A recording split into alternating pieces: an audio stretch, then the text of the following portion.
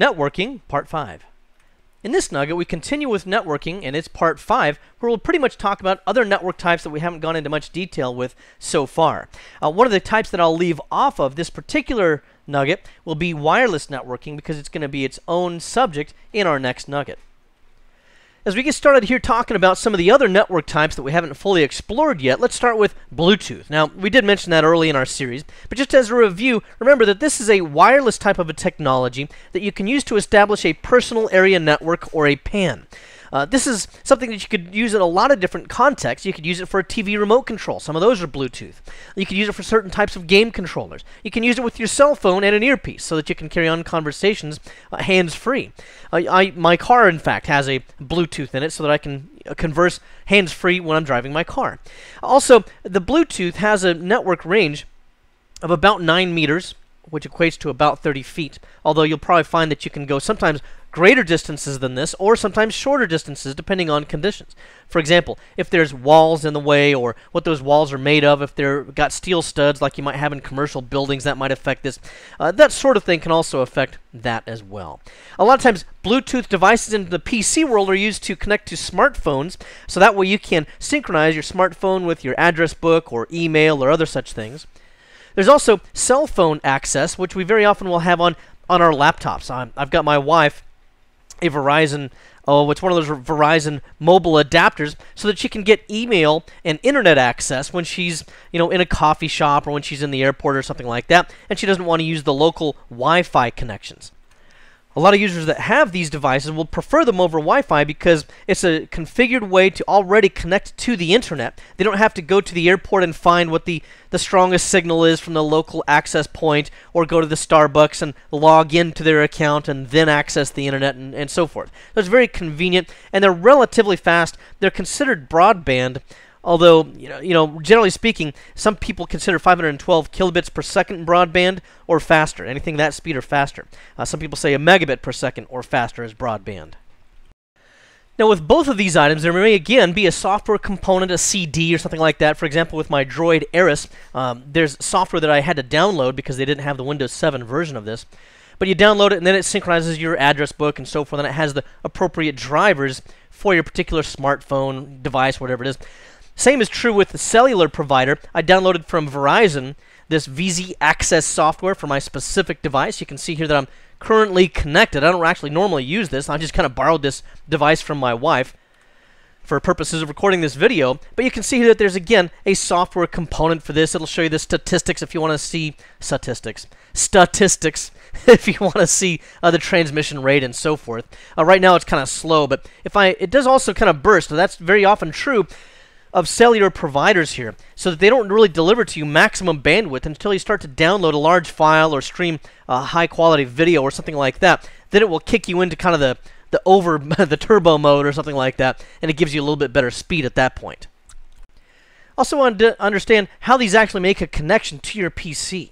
The Bluetooth device doesn't very often use PCMCIA or PC card connections, but very often your cellular devices might do that. In fact, I use Verizon, of course, and PC cards are still available from Verizon.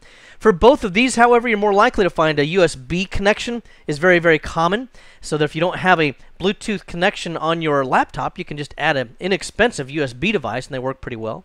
There's also USB cellular devices. That's what I actually used when I made my connection. Then you can also get both of these integrated. Bluetooth is most of the time going to be integrated on newer laptops. If it doesn't have it, then that's probably either a bargain basement laptop or one that's a little bit older. You may also get cellular connections integrated into your laptops as well. For example, Dell, I know, makes those available for a couple of different providers, I think. And then we also want to talk here briefly about basic voice over IP. And the reason why we say basic voice over IP is because there are several providers out there that also make corporate voice over IP available, which is not like a home-based system, which is what basic would be. These corporate identities, such as Cisco, would have even entire certifications or exams that you can take as an IT professional that test your knowledge over this higher-end corporate voice over IP and the various devices that are involved in the troubleshooting of them and so forth. For basic voice over IP, we're thinking of things such as Vonage, which is who I use. I've had mixed results with Vonage. For domestic calls, the signal and the latency and all that is highly acceptable. and I don't really notice any difference between Vonage and using a landline, for example.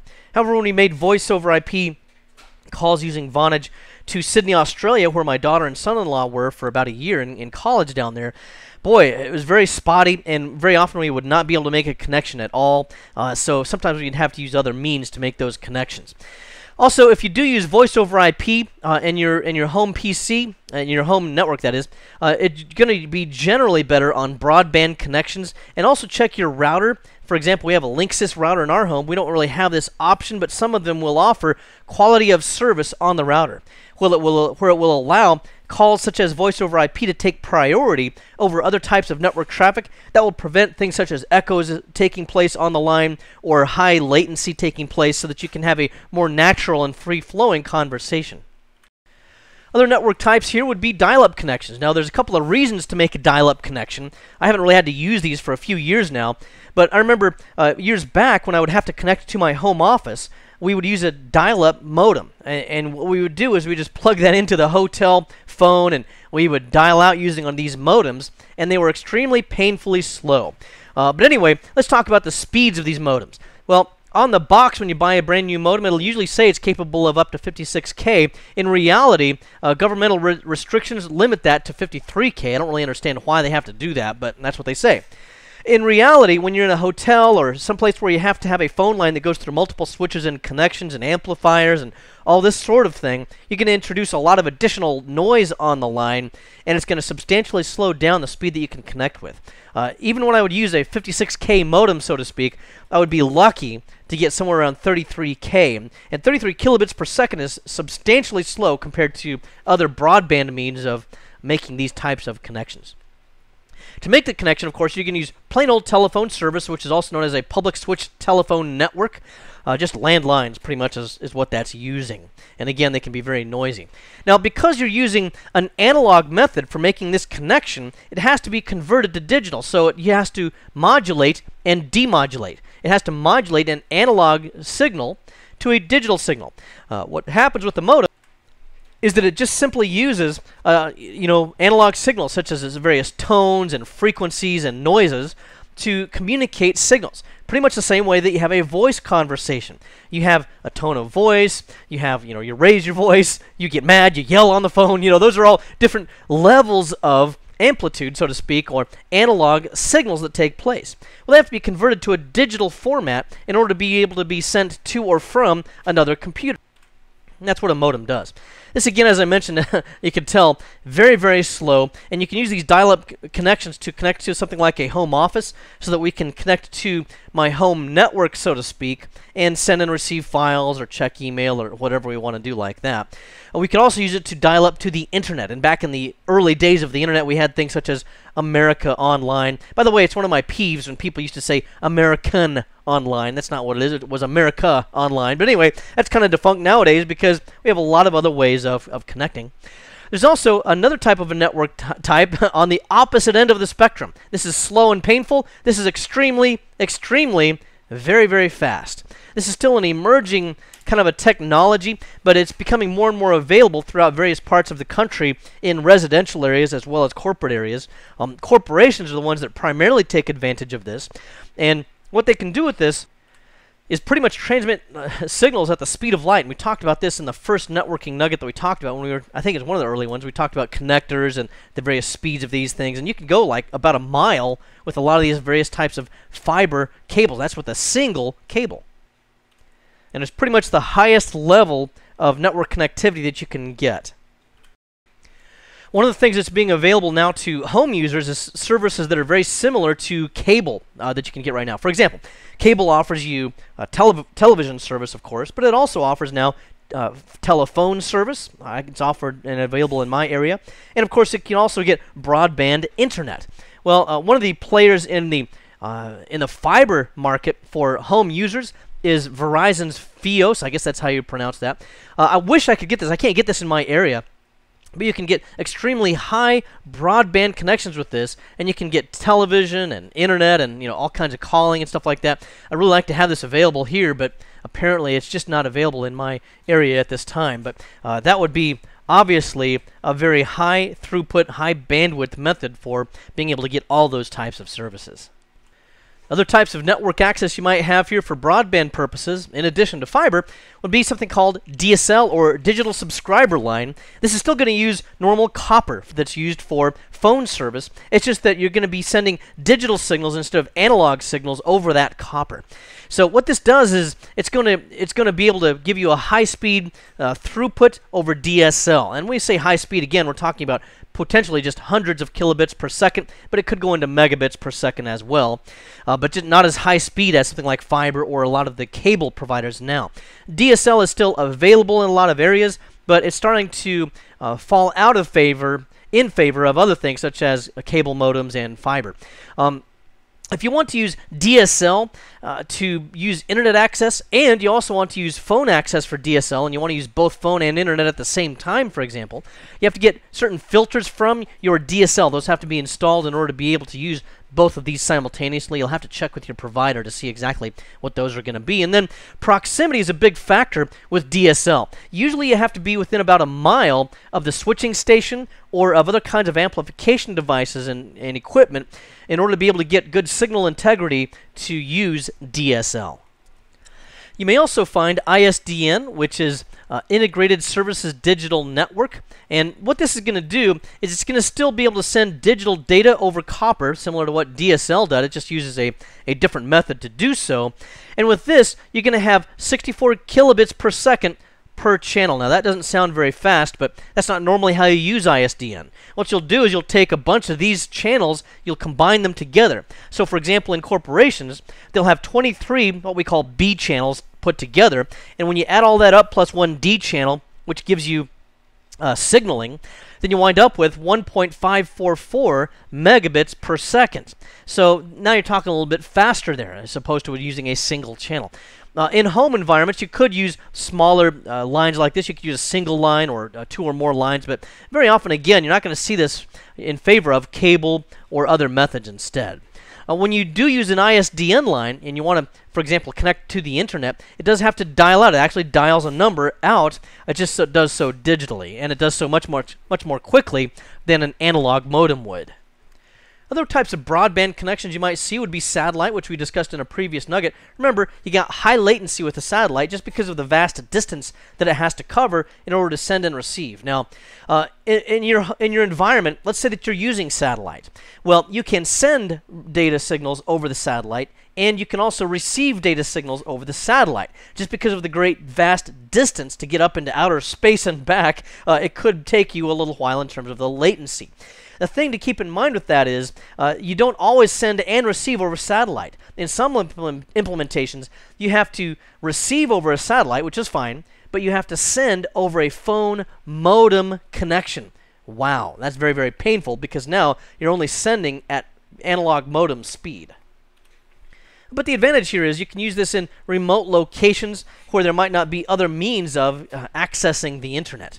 There's also cable, which is probably one of the most popular methods in the US anyway. It's going to usually be one of the fastest methods as well as one of the cheapest methods, all things considered. And it's very much considered a broadband method. When we say broadband here as well, we're not only talking about speed, but we're also talking about the fact that, here, if I'll just draw a cable. Let's just say that this is my cable, the RG cable coming into my home. Well, normally I'm just going to watch TV, and it's going to use a certain signal to allow me to watch TV. But there's a lot of gaps in this whole signal here, so that we could actually put a lot of other things in there, such as internet access. Okay, and we might even be able to put in other things here as well. Let me change another color. Also put in phone calls in this, because no one of these signals completely dominates that thin copper wire in there. There's actually a lot of room for growth in that. In fact, I recently saw that there was a demo by a cable provider where they were able to actually send and receive, and they had to do special tricks to make this happen, but they were able to send and receive internet speeds up to over 200 megabits per second over cable. I'm actually pretty good here. I pay a little extra for a speed boost in my area, and I can usually get around 20 megabits per second, sometimes 15 megabits per second download speed over broadband here for my cable provider. Also keep in mind, though, that with cable, it's a shared connection. So if you're in a densely populated area where on your particular chunk of cable, there's lots of other maybe apartment dwellers or other folks there that also use cable. Well, the more people that are on that trunk from the cable provider, the more that's going to have to get split up and shared, and so that could dramatically affect your cable throughput. I'm fortunate enough in my area to live up next to a small mountain, so there's no more development going on around me, so we're pretty much as developed as we're going to be, and I'm pretty well maxed out on my cable bandwidth. I got a really high-speed connection. It's also browsable, by the way, just kind of depending on what you're doing. Most providers, for cable providers, have prevented you from being able to browse through the network through various security measures that they implement. However, during certain maintenance times and so forth, you may be able to actually browse other home users' computers on your cable network. I actually did that a few years back when my own cable provider switched over to different networking equipment. For several hours there, I was able to browse other people's computers and things, and I'm not going to tell you all the things that I saw and that I did, but hey, it was a fun few hours, although my attorney advises me not to share any more information about that experience. Okay, anyway, so you just keep that kind of thing in mind. Also, when it comes to troubleshooting in particular, cable, but it also applies to many of these other types of devices. Let's say I'm having trouble with my internet. I'm not getting any internet access. Very often, the common troubleshooting method to use is to turn off the cable modem. In other words, you unplug the power. Most of them don't have switches. You have to unplug them.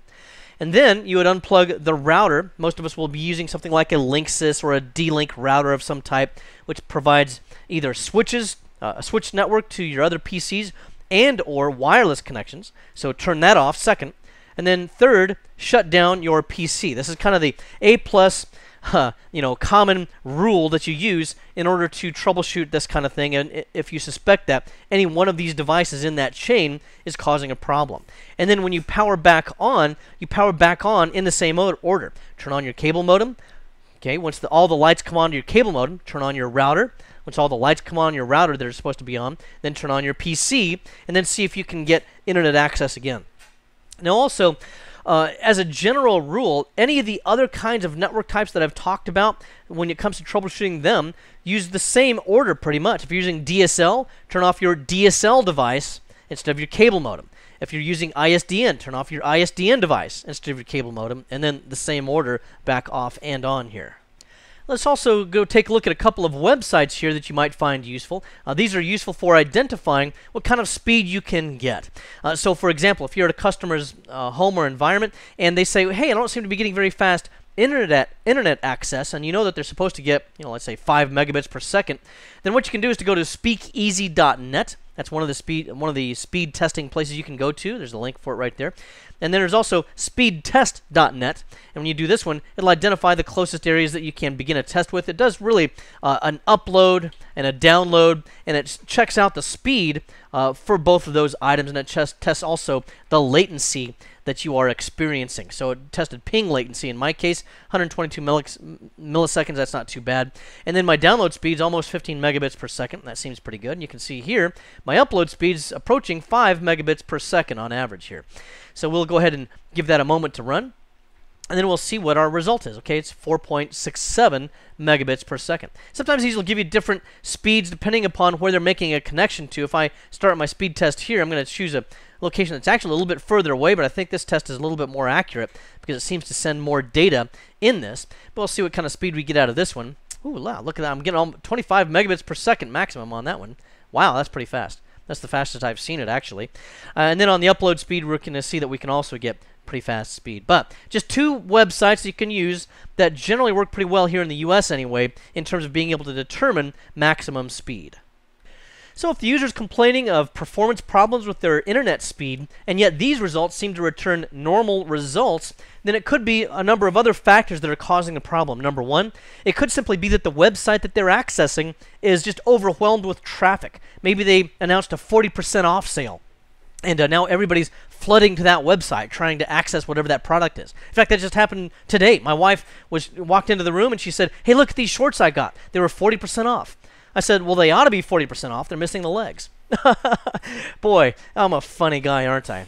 Okay, maybe I'm not. You probably laughed about as much as my wife did which means she kind of shot me a glaring look that I wasn't proud of her for finding something on sale, and instead cracked a corny joke. But anyway, that's the point. It might be that the website's being overwhelmed with traffic, or it could be a hacker's attack. Very often, hackers will try to attack DNS servers, and they just try to overwhelm them with traffic very often, meaning that they then are slow to respond, or it could be that they're attacking routers on the internet, and if they can perform a denial of service attack on those, then they also get overwhelmed, and they're not able to respond in a timely fashion to all the requests that they're getting. Or finally, it could be that the user's computer has an issue. It might be that, for example, a defragmentation run is taking place at 1 p.m. instead of 1 a.m. when they wanted to schedule it, and they just got a.m. and p.m. mixed up, and so now it's being very busy in terms of the disk activity. Same kind of thing could happen with a virus scan if that's taking place during the day instead of at night, for example. Or they could also have a problem with some kind of a spyware or other malware that's running on the computer, which very often slows down the computer. In this nugget, we discussed networking, and this was part 5, where we really just talked about other network types, such as dial-up networking, satellite, cable modem, all those different kinds of things you saw me discuss just now. And then in our next nugget, we'll talk about one that I didn't mention here, and that would be wireless networking. Well, I hope this has been informative for you, and I'd like to thank you for viewing.